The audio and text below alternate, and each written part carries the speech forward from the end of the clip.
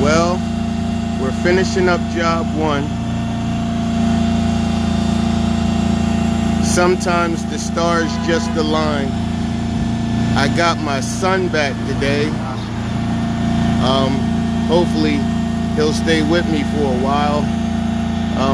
I guess the job he had didn't agree with him. And God knows I need the help because I'm really booking up.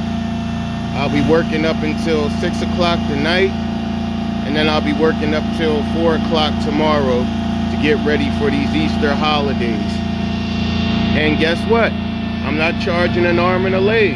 I'm charging an affordable price, and then when I get there, I assess the job and I tell them what they need and the packages, and guess what?